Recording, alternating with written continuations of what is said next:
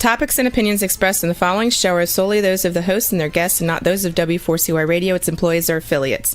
We make no recommendations or endorsements for radio show programs, services, or products mentioned on air or on our web. No liability, explicit or implied, shall be extended to W4CY Radio or its employees or affiliates. Any questions or comments should be directed to those show hosts. Thank you for choosing W4CY Radio.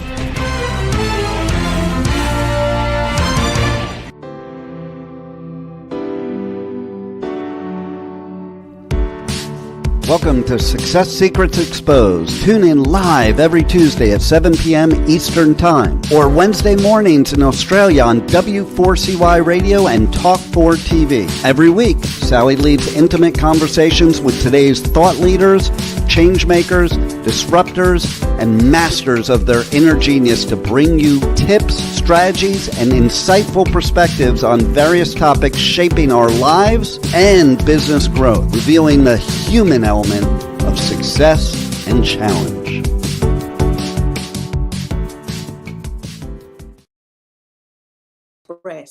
How to build a thriving coaching business that actually works. And today we're joined by two great guests, Deb King and Gabby Button, who are co-founders of the Coaching Training Campus, a global results-driven community empowering coaches to thrive.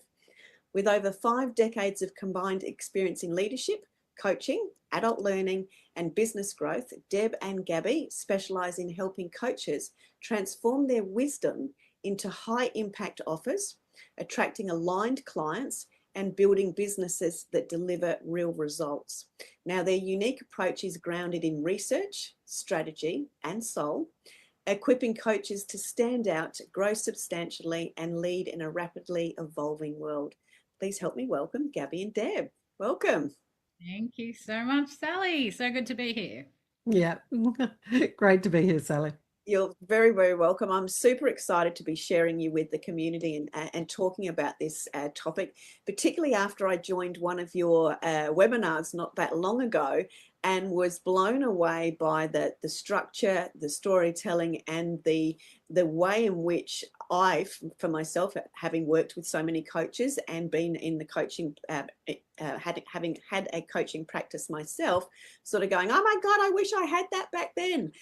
So I'm really excited to share what you guys have been doing, because I think it's a real tipping point for coaches and the coaching industry. So as we like to start off with the show, we always like to start with that little bit of a backstory. So can I get you to tell your own individual backstories and then how you've actually come together? Because you actually are a very dynamic duo with very different skills that are incredibly complementary. Mm-hmm. Thank you, Sally. So I agree with you. I felt the same when Gabby shared this information with me. I was like, oh my God, I wish I knew this my whole career. No one teaches it. We have to get it out to the world. So that's actually why we're doing it. And so many coaches come to us and say the same thing after, so much training. But my backstory is I was a party animal, worked in London, in nightclubs, started on the bar, became a bouncer, then a nightclub manager. I was really, really a party animal and seeking externally for happiness. And realized that's not where you find it. I gave that a really good crack, but in 2003 came back to Sydney to become a life coach, and then been on a huge journey of personal development, spiritual development, entrepreneurial development, leadership development, all the developments. And in 2020 was going to follow my dream to live in Hawaii, and 2020 happened.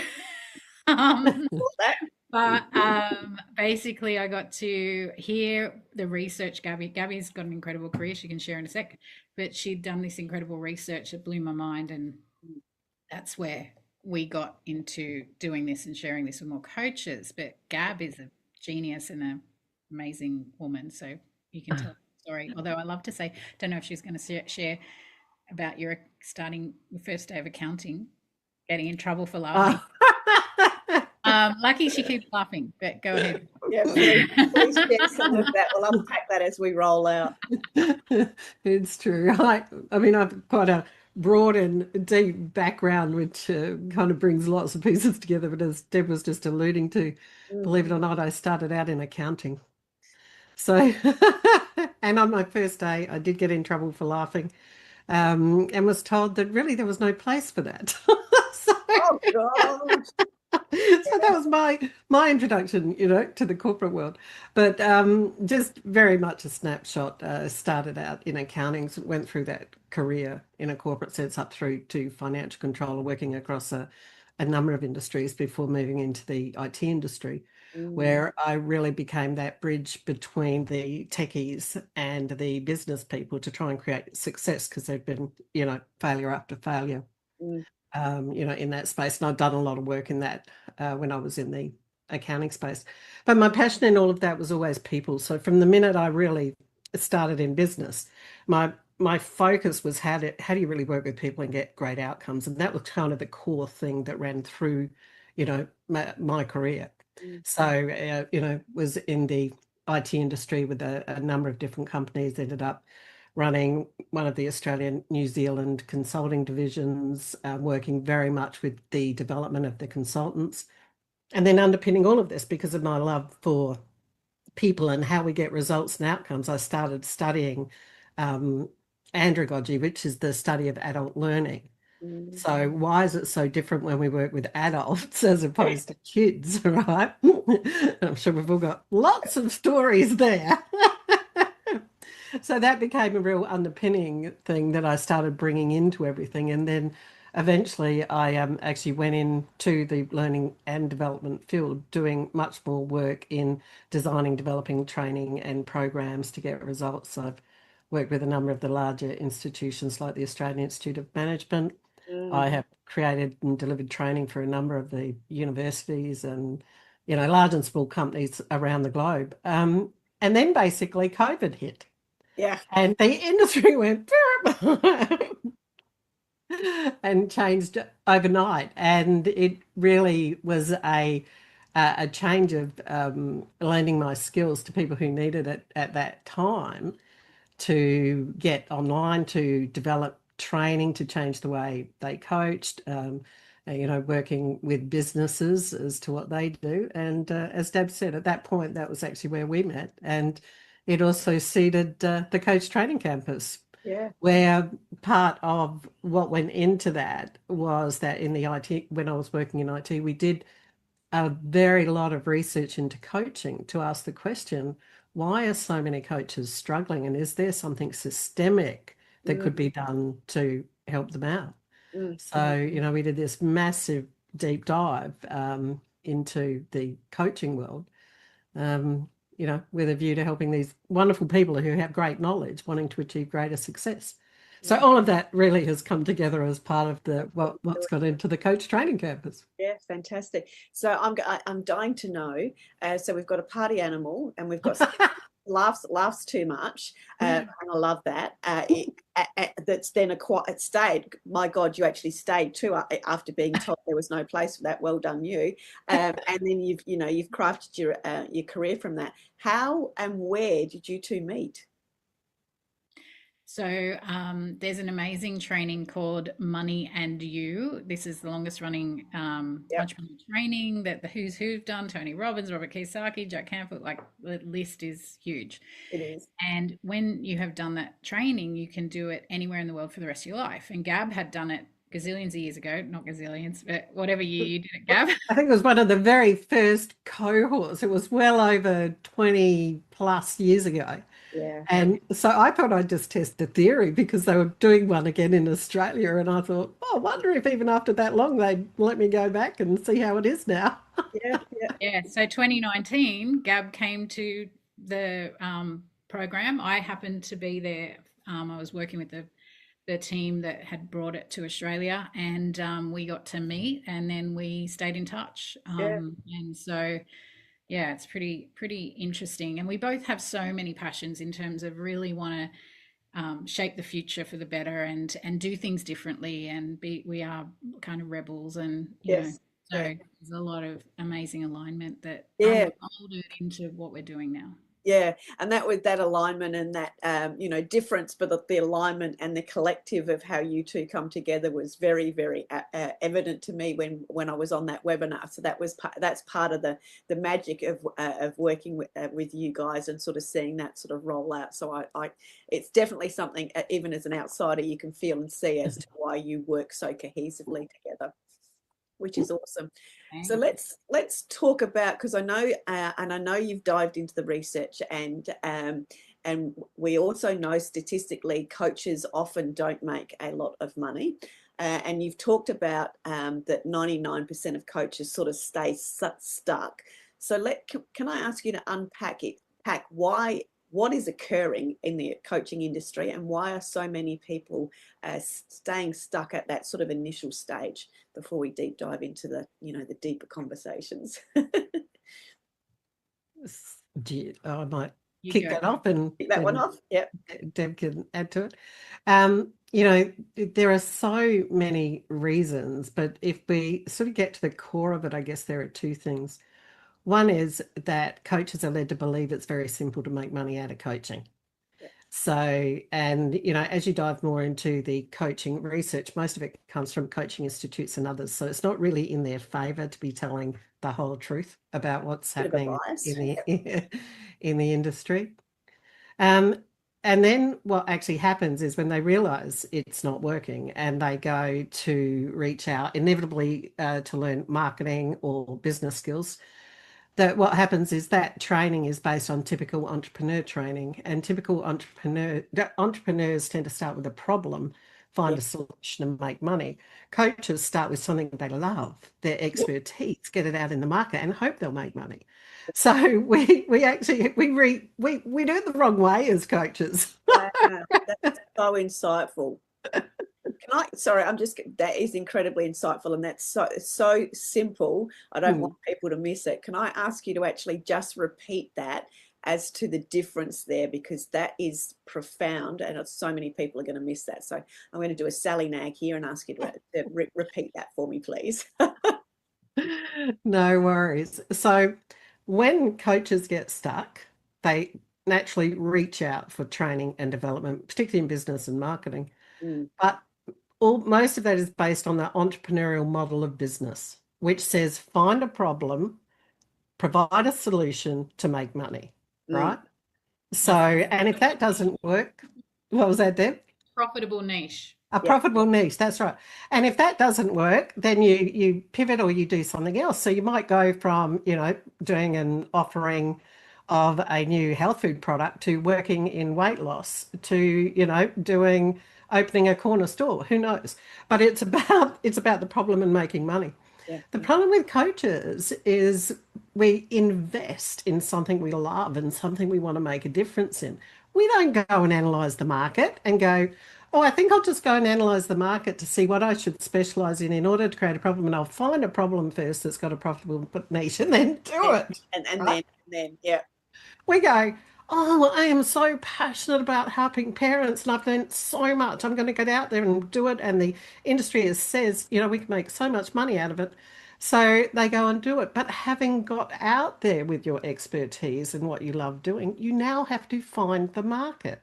So we have to reverse engineer. We have to go, where is the market that wants and will pay for these services? How do we reach it? And that is very different. And that's why a lot of coaches, and I'm sure Dev will like speaking to this, we see get stuck. They've gone out, they've done training, and they're stuck on their avatar. Someone's told them they've got to find their exact avatar and the problem they're solving. And Yep, and I've been in training rooms when someone's asked that question, what's your avatar? And you see all of the faces.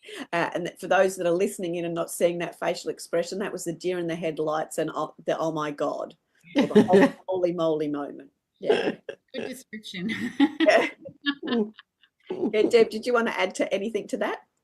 I feel like Gab said, there's so many reasons, but that is such a key one that, key two reasons really, but coaches haven't been taught the right stuff, basically. That's why when Gab shared the research of what really is needed, what clients really want, and how to do what the thriving coaches do, the structure and tools and principles, when you understand that, it just is profound, and most coaches haven't been taught it. That's basically the challenge. I'm just remembering some of the things that I was taught in that journey, and it's been the roller coaster ride. Launch 20 things, 3 will stick. Right? Oh my God, really? launch 20 things a year, 3 will stick, right? Oh, no. And then as a result of that, my market saying to me, oh, so what are you doing now? Which is code for you're really confusing. And Yeah. as much as I love you, so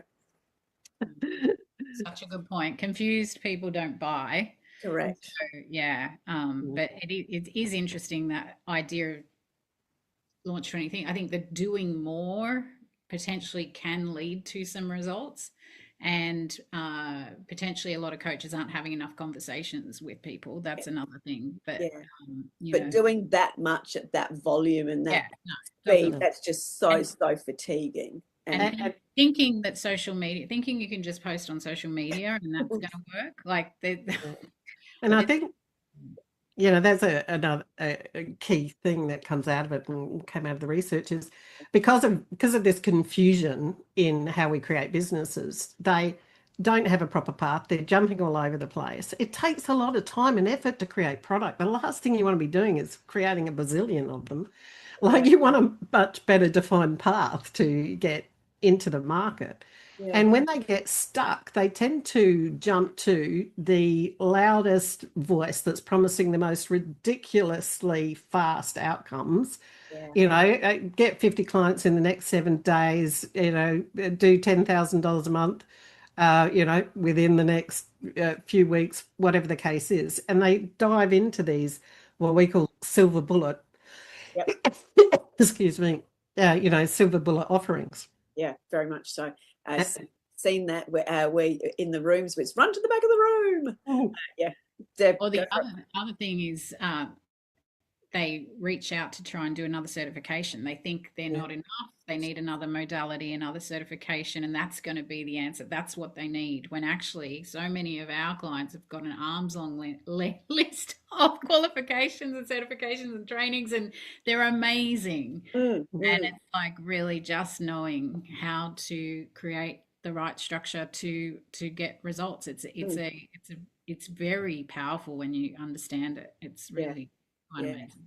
Yeah, and I can really appreciate that from being in the, I'm going to call it the content space, but let's call it what I do is the asset space of creating and creating those elements for people. So let's talk about the importance of that. I'm going to call it the signature model and that clear structure that somebody needs to have to make them easy to understand and therefore inevitable to buy as it relates to their passion. I know this taps into the research, and Deb, you're just about elevating, so I'll let you kick off that one. I was thinking it was good for Gab to start that off. But in terms of, yeah, I was just smiling, going, yes, yes, yes. Yeah, yeah. Get myself in trouble for smiling now. No, No. signature model is the key product that came. So Gab spoke with hundreds of coaches, hundreds of clients, worked out what the top 1% who are thriving in business do different to everyone else. Yep. It wasn't obvious. She really deep dived into working this out. And it was quite an interesting story. But anyway, We'll dive into in a minute. Yep. Again, because she's a rebel, thankfully, that's what probably helped. But one of the things is that coaches need, when they first start, need to have one-on-one sessions, right? But as soon as they can, the signature model, the signature program is the key product they must have. Too many try to jump to group coaching too quick and all that kind of stuff. But the high value package is what we teach with the right structure and tools, which is a very flexible product which allows you to work with multiple different types of clients. It allows you to charge much higher prices, work one-on-one and really get results. And it's so powerful for your business. And then as you work with more people, then you have more insight into how to market other leverage products of group things and stuff like that. Which is where you get your scale, and you scale both that way and that way. Yeah, but that first high value package is and the way we teach it with the principles, everything that's learnt in that process and the created, because we help coaches create their own visual model, which is a measuring tool and tracking their clients' results. Everything that happens in that process can be used in everything else they do, whether they want to Yes. group training, retreats, anything. Yeah. Yeah. That was something that I really gleaned from when I was on that webinar with you guys, was the possibilities that's created from that very impactful yet very simple structure of the way in which you do things. It just has so much leverage and creates so much confidence, because I'm going to use the word blueprint because it's the only thing I can think of, but it's so robust but flexible and expansive was what I got when I was listening to that webinar for you guys. So Gabby, I'd love to know some of the details as it relates to the research that you did that enabled you to find and craft this structure that you've now got in this. So the base of it was diving into the question of why are so many coaches struggling? What does it take to create success? And the purpose of it was actually to see if there is something systemic. Yeah. So is there something repeatable? Is there something we're not seeing that the ones who are creating success are doing that those who aren't doing? And of course, there are a lot more who aren't than are. So in order to do that, it took a lot of talking to coaches, but not just coaches, talking to clients, current clients, past clients, and potential clients. Because obviously, if clients aren't buying or aren't renewing, that too is an issue. And the other thing, and I'm sure you're aware of it, is there is kind of a lot of talk about the coaching industry as being, not having a lot of credibility, a lot of people calling themselves coaches, and a lot of churn and burn out there in that industry because of, all the sort of hype marketing that goes on. So it was interesting finding out about the image of coaching and the word coaching as well. So, but the idea was to really dive in and see what that was about. Now, the focus of it when we were talking about success was financial success, being creating the money that you want to, live the life that you want, and creating results with clients. So we didn't want to look at the churn and burn models, right? We really wanted to look at those that were creating success for their clients as well as themselves. Yeah.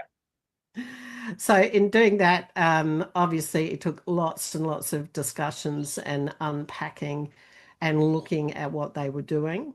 And initially we actually couldn't see any difference. It was like, yep, everyone's doing the same thing. But when we eventually dived deeper, we started to see that there was actually a path that these successful coaches followed that the others didn't. Now, a lot of them didn't get the path first go. Yeah. Right. So the reason we didn't see it is because there was like a lot of jumping around. Yeah. But when we then spent enough time digging down, we started to see the repeated patterns, right? Because these coaches would look back and the light bulb would go off that, oh my God, that was the thing that took me from there to there. That was the thing. And then once we got that and started talking to more coaches, we saw that repeat over and over again. Yeah.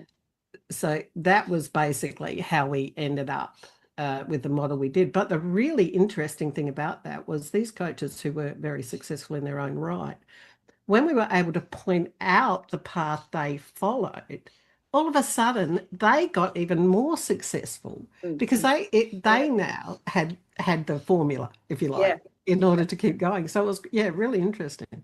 So it almost sounds as though it was an accidental formula, and God bless hindsight and looking back and all those lovely joining the dots retrospectively, like Steve Jobs tells us, was in actual fact the secret sauce for their own confidence and momentum, because they weren't just living it and doing it intuitively or instinctively. They could actually see what they were doing, and that visibility of being able to see it just gave them another level of confidence. It isn't even the right word, but just empowerment, because they knew that they had something. So I'd love to just love to have a bit of an example of somebody, if you can tell a story around where that light bulb really went off, because having worked with clients and with the legacy leavers that we all do, you know, you can see when that light bulb moment goes off, and then you know the impact of that. I'd love to hear a story of somebody where you've seen that, and then you've gone on and seen what they've done next. From the research, or just in general with the clients? Either or, entirely up to you.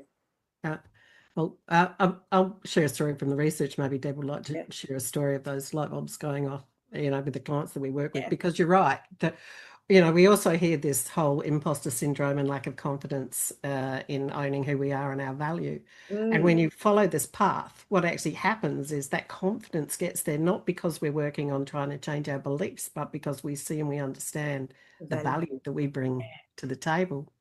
So I think for me, in doing the research aspect of it and seeing even with these successful coaches where their energy changed, right, through the process, was the very first part of the framework is about unpacking your expertise, understanding what you're really bringing to the table, your signature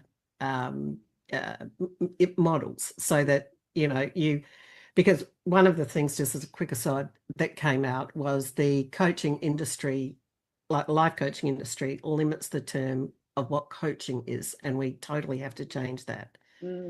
Because coaching, Deb will talk to this more in a minute, maybe if she just makes a note, because she can also tell a good story around that. So we need to expand the concept of coaching to include coaching, training, whatever it is we're bringing to the table, basically, in order to help someone get results. So pretty much for most of these ones that we're doing the research with, when we started unpacking it and they realized that light bulb moment of, my God, the biggest pivot, the biggest change in who I was and how I presented to the market was when I realized I have a body of knowledge, a body of wisdom to bring to the table that actually gets results, and realize that's why I'm here. Not because I can know how to have a coaching conversation or I can do this. You know, I have this incredible lived experience, this wisdom, this expertise that I want to make an impact on the world with, and I need to own that and get that out there powerfully. So a lot of these coaches who hadn't quite maybe even gone to the point of, you know, unpacking it as much as they could, realized by circling back now and doing another level up of that, it could really, really impact where they were going. And you could just see the change in energy. I can feel the description, and the word that comes up for me, it's enlightening their soul. It's setting the fire to their soul, because they can actually now it's landed for them. It's in them now. It's no longer external and things that are wanting. It is actually in them now. Yeah, they can feel very it. much. Deb, over to you. I love the enlightening their soul. I'm getting goosebumps over that. Witnessing their confidence become total embodied confidence and real certainty, and it's absolutely gorgeous to witness. And this is for any modality. We've worked with coaches, more traditional HR, financial, leadership coaches, to life coaches, health coaches, naturopaths, therapists, any type of modality, down to not down to, but to spiritual, more woo-woo, sound healers, animal communicators. So the full spectrum of styles of coaching. And as Gabby said, our definition of a coach is very broad, because that's what the top coaches have. And it's thinking like a traditional horse-drawn coach would take a very important person from where they are to where they want to be in greater comfort.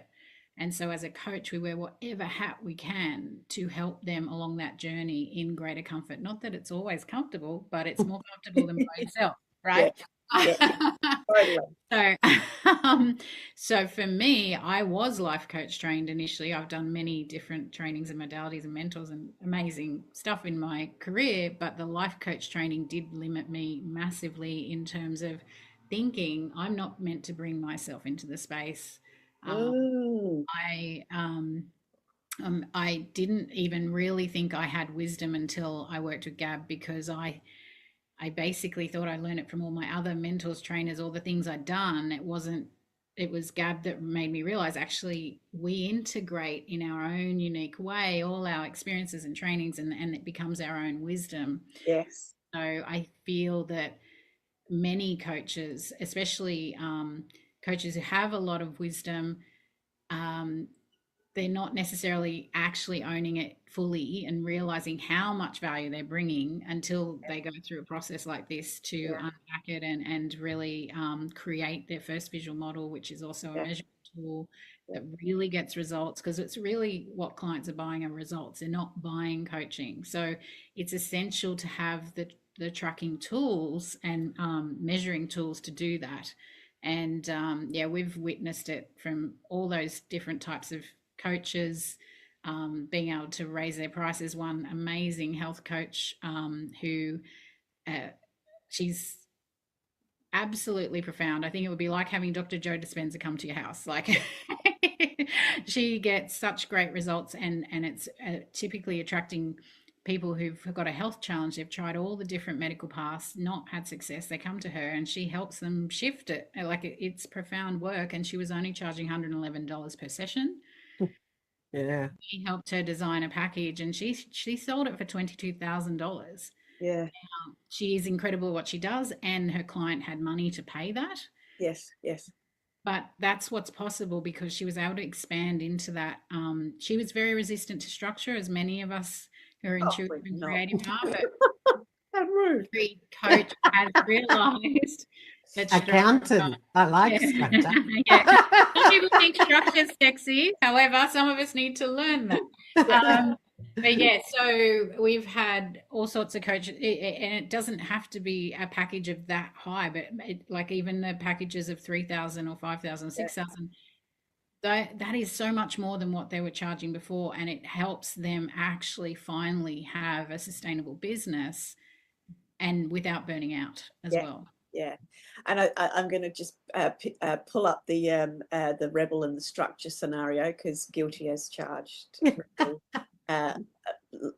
etc. But I remember one of my coaches saying to me at one point, and I think this is a really good description as to the good that comes out of structure. And we were just having a general conversation, and she said to me, "Sally, do you like the word discipline?"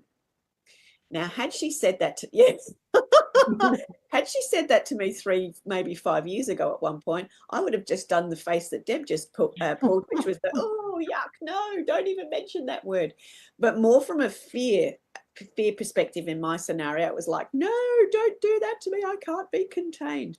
However, because I got more structured, and this wasn't under great coaching at the time, but it was just, suddenly realizing and seeing some of that structure, I had started to really lean into the discipline of routine, we'll call it routine, and having certain things in certain ways. And the reason I was leaning into it was because I had certain things in certain ways, and I was getting personal results and client results. So, just sort of adding to that little bit of the story. So I'd started to really lean into that. And the rebel in me now leans into that, because the more I lean into that, the more I can get back to the party quicker.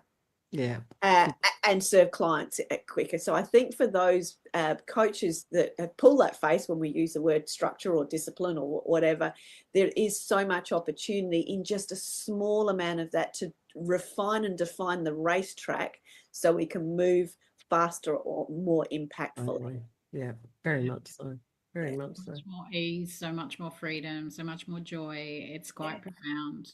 And especially when it's the right structure. Yes, exactly. That's what we've uncovered. So yeah, for any coach who kind of isn't thriving, this pathway is actually probably what they need. Yeah, absolutely. Fight everything else, and then Yeah, especially if they're passion driven. So so I'm probably more of that entrepreneurial thing, because I've seen problems and I've adapted and market. So I when you talked about the entrepreneur learning versus the heartfelt learning, I could see where I was, and I could see where clients I've worked with was. So that distinction was profound, which is why I asked you to repeat it. But I do think we're starting to really unpack now some of the common challenges. So I'd love you to really talk to that person that is the rebel, that is really heart-centered, that has massive amounts of things, but they're almost not scared, they're almost scared unknowingly of the structure, because they're in that thinking of, I just need to go and get another certification, that'll fix it.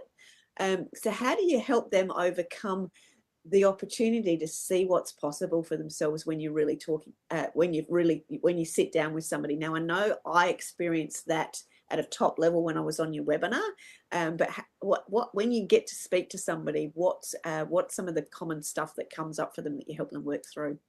Well, I think another thing that some coaches fear is, oh, all my clients are unique, and I'm intuitive, and I work, do it in the moment, and da da da da.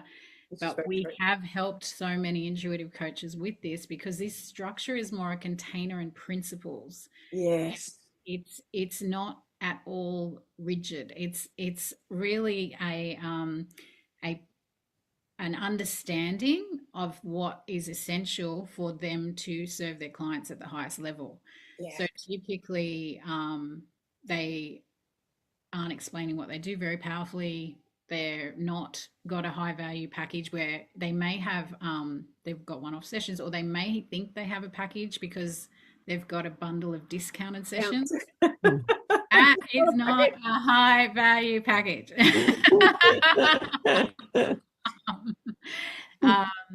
And they're probably feeling invisible online, despite being amazing at what they do, and probably posting consistently all the time, and all the things that a lot of coaches are doing. There's a lot of challenges, and in terms of supporting them, different coaches work at different paces, right? There's so many of them have spent so much money on other courses and not got results, and they feel burnt, and so they're so petrified to invest more money with us at first. Then definitely one of the biggest. They're saying, "Oh my gosh, I wish I did this years ago." Yeah. Gab, did you want to add to that? Yeah, I think probably one of the hardest things is that a lot of coaches have spent a lot of money on other programs and feel really, really burnt, and ready to reinvest. They're scared of not getting results. And that ability, I guess, to start seeing that when the biggest problem is we don't have a path to follow. Yeah. If we continue kind of being chaotic and running around, so you can't scale chaos, or if you scale chaos, you're going to get more chaos. So we need to Yep. So appreciating that what we give you is that path to get off that roundabout. There is a path. And as we start looking at each of these key elements on this path to see where you're at and helping you get that, you are building the foundation. And like anything, that foundation is built a bit like a hockey stick. It might feel a little slow at start, but once you get those things in place, it starts happening quicker and quicker. And it's at that point, as you get further down, you can maybe jump out and do some of these other programs that are promising these great things, but you will have everything you need in place to make sure you get value out of what you're doing. Yeah. So, I think it's appreciating that a big part of the problem is we don't have a path to follow. Or we're following that path that someone's laid for us as a traditional entrepreneur, and we're going around in circles. It's not working for us. That I think is that real distinction, because I can really hear in your words and energy, but also when I experienced it when I came along to one of the webinars, was that you're actually helping them create their path. You're using the phrase your path, and yes, it's a framework, but it's your path of the framework. I'm getting goosebumps again. That's the point of difference. It is that that you're helping people find their path in a structured format, that through all of your learnings, you're not creating a path they must follow, which becomes like follow the guru at the front of the room. Even though they're a different personality and they've got a different model, we all try to be the cardboard cut out of the guru at the front of the room, and then wonder why it's not working, because they've got completely different personality, completely different everythings.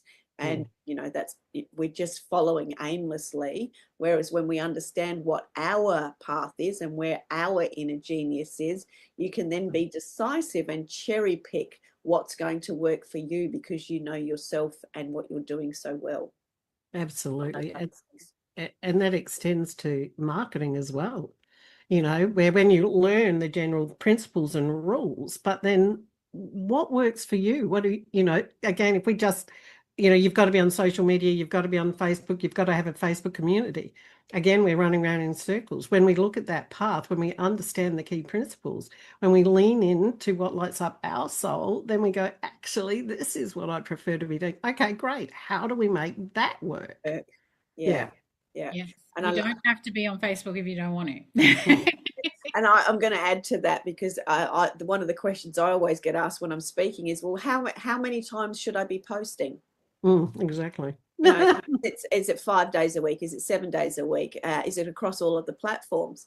And I've got clients that have every scenario. So it's you need to post on the platform that you love, the way your clients are, and you will work out what your frequency rhythm is. Now, I've got some clients that post once a week on a Sunday at 3. Then I've got other clients that do it, a couple of times a week, and others that do it 5 and 7 times a week. But when you know the path and your audience intimately, and you know your inner genius, you know what is going to leverage and move you forward, and you don't have to be in that chaotic thing of, I've got to do this, I've got to do that, a blah, a blah, a blah, because that's just super tiring and pain in the ass. Yeah, totally. Yeah. So based on the transformations that you guys are crafting within your programs, I also understand that you've got a community element to what you're doing. Can I ask you to talk a little bit to the community that has evolved and is accumulating around you guys and each other? So it's very much a community of coaches who have real wisdom to share, a desire to make an impact and create a business that really lights themselves up. The reason we moved very much to a learning community model is that things don't happen overnight. So by being part of the community, and it is a learning community where we come together every week to do group coaching and training, and we are working on that framework in the background. So everyone's looking at that path and where they're at on it. So we are learning from each other, which is very powerful.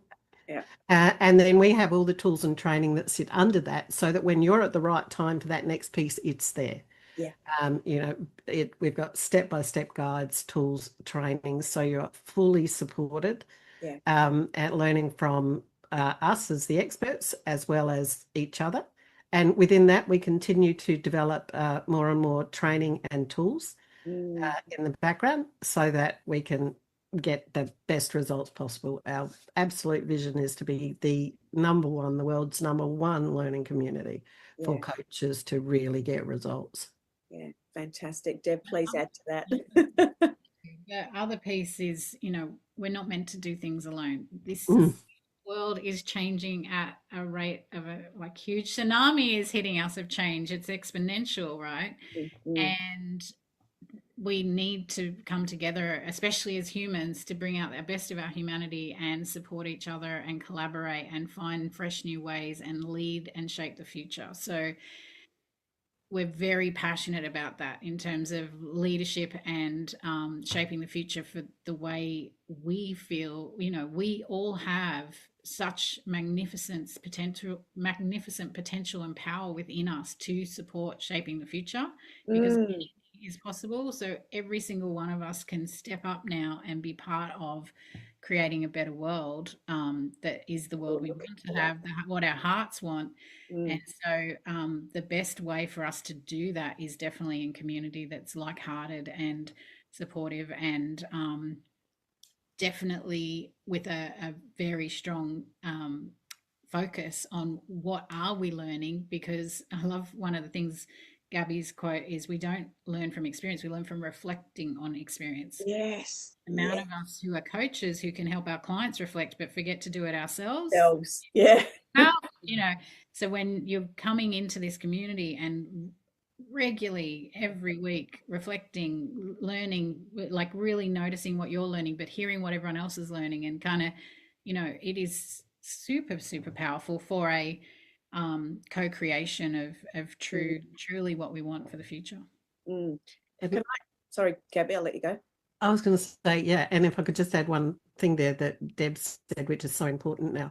We're in a tsunami of AI, and we're at a point where we really need to look at what is the future of coaching. How do we get out there powerful? How do we keep the humanity in it? Yeah. What does that mean? And, stop listening to what we're being told. And as a community, come together and evolve coaching to its next evolution, which is even more powerful, where we can certainly leverage AI, but the power of the human being is at the forefront. And I think that's a really exciting time at the moment to be working on in community. Yeah, and an exciting time for coaching, and that collective nature of coaching communities and coaching groups, etc. Because I'm seeing a shift of people really, really gravitating to, their inner circle or their collective of people, and that tacit knowledge that gets shared when people are in the same room. And one person does something one way and shares their success, and somebody else picks it up because they go, oh, I could probably do that, and they leverage it based on their way because of their path. That cross-pollination just really helps to create that sort of slipstream. And I had a question I was sort of wanting to ask, sort of leading into that, which was around when the collective community comes together and they're having their learning, what do you guys see happens differently, just particularly as we were talking about social media, and we've now just touched on the AI thing, and then we've got AI and social media. Same scenario there. So when you're seeing people coming together that are this light-hearted and they're having these great conversations and they can see their value, but they're communicating collectively, how do you see their messaging transform as it relates to the messaging that they put out to their clientele and the interactions that they have with their clientele? And how are you seeing that either simplify or improve? What do you see as it relates to that messaging piece that happens when people have got their community that's got their back and understands them? What transforms as it relates to the communication with clients? There's an embodiment of value and power and confidence that I don't think can come through any other channel. You see the change in energy of ownership, of that expertise like we were talking about earlier. And then with that, especially because of the way we work with the framework, they're understanding that there are two very different pieces of communication. One is owning that expertise and getting out there very powerfully, but the other is understanding that clients might not understand where your expertise fits in their life yet. Yeah. So much more powerfully speaking to the client as if you're in their head, and really starting to basically get those two pieces coming together much more powerfully. And it's such a profound shift for so many coaches that when you're in community and you're hearing others say it, you get the penny drops a whole lot more. Yeah. Yeah. Deb, please add to that. Yeah. Yeah, sometimes it's easier to see it in others. We're all mirrors of each other, but when it's for someone else, it's more obvious than when it's for ourselves. So it's and it's just really beautiful, supportive, and yeah, but very profound in terms of better results. Like, I think, did you just use the word slipstream? It is a pathway that it really does support much better results in terms of on so many multiple levels. Yeah. And that coming together just helps each other magnify each other, and the impact, etc., that they're creating there from there as well. So I've got three at the same time. So we've talked about I think there's some really key takeaways there that I'm just going to recap, and then I'm going to just open it up to you guys. I think the key takeaway is, if we go really outcomes related, clarity sells, both to yourself and then to your ideal client. And that articulation through joining the dots and retrospective, and having those fresh eyes, and the feedback, the interactive feedback helps with that as well. And that the crux of having a great framework that becomes your pathway that you can adapt and mold if you're a rebel to suit you, which is exactly what a great structured framework enables you to do.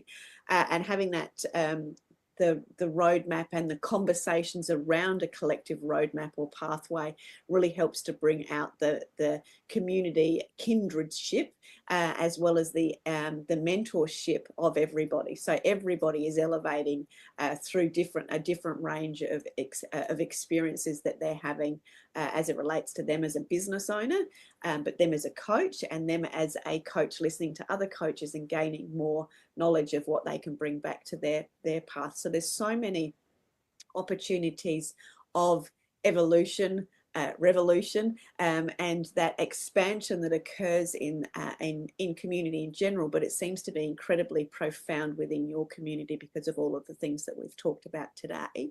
Yeah. Is there anything that we haven't brought to the table that you would like to bring to the table as it relates to just sharing a little bit more about what you do with the audience? I know, Deb, and I might get you to chat to the link that we'll share as well as describing that, if you can just share some of the information around that new link that you've got as well. But I'd love to hear anything that you feel we haven't quite touched on yet. I do have a pretty profound story from the research, which, really is a huge talking point with coaches, and it's to do with achieving results for our clients. So clients don't buy coaching, they really buy results, right? That's why they're engaging us. They want some transformation in their lives. And when we were doing the research, we're doing research with, leadership coaches, spiritual coaches, professional, all sorts of coaches. But I was told, don't bother talking to sports coaches because they're a totally different breed, right?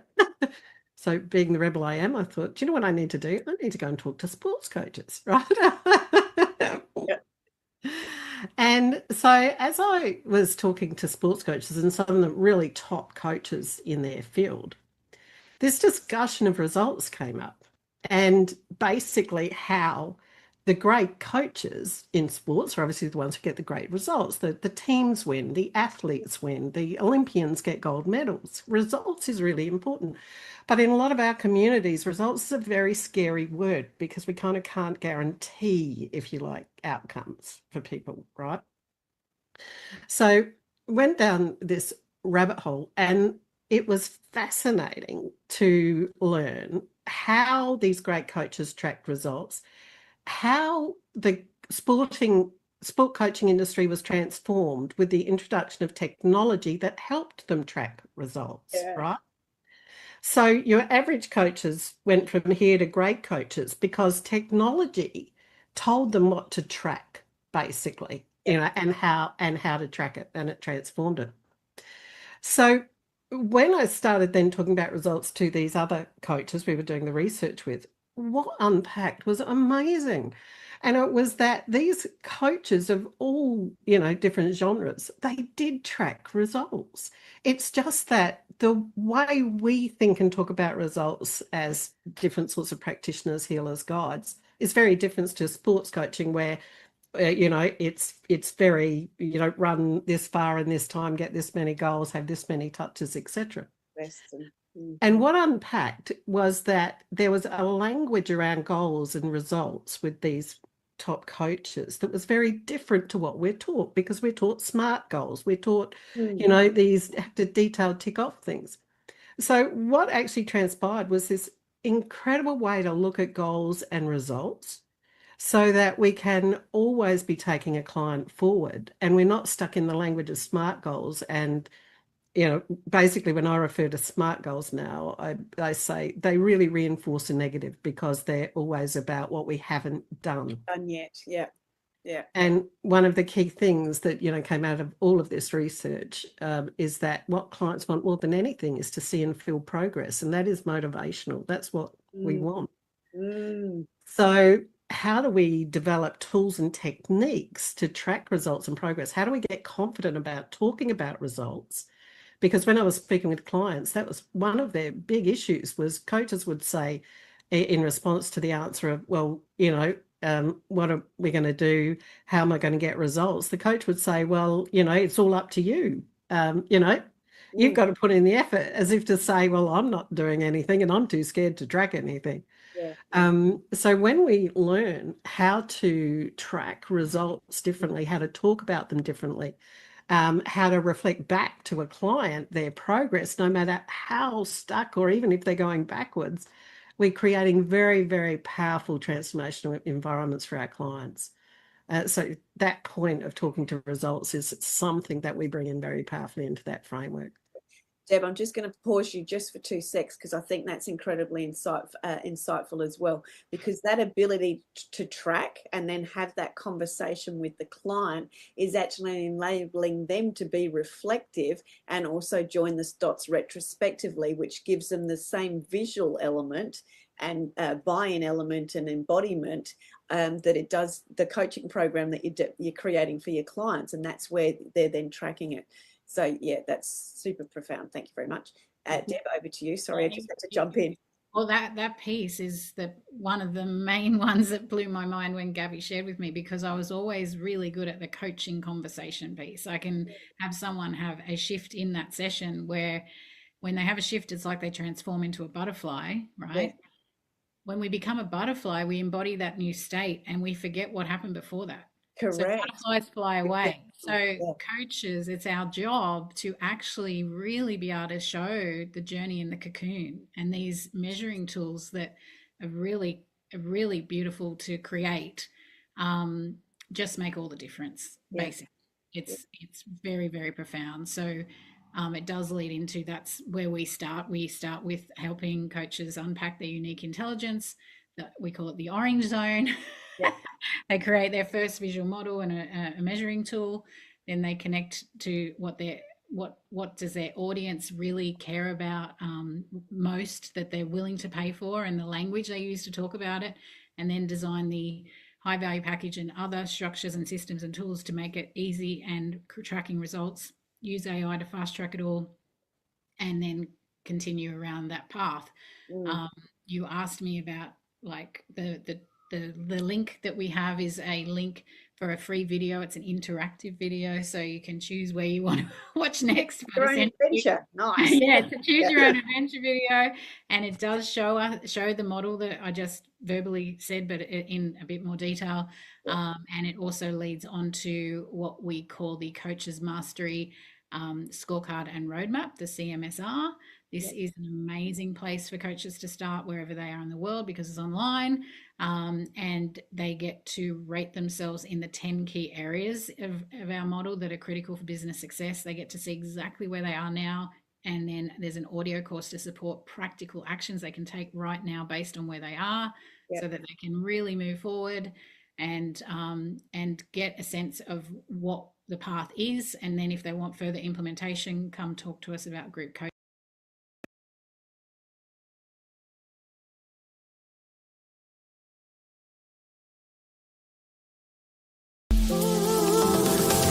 Remember, if you want to be sought after and sold out, as well as being known as the obvious expert in your industry, you need to speak with Sally, our host of Success Secrets Exposed. Sally is the founder of Monetize Your Content, a done-for-you content marketing agency that helps you be easy to buy. See you next week on another episode of Success Secrets Exposed. Tune in live every Tuesday at 7 p.m. Eastern Time or Wednesday mornings in Australia on W4CY Radio and Talk4 TV.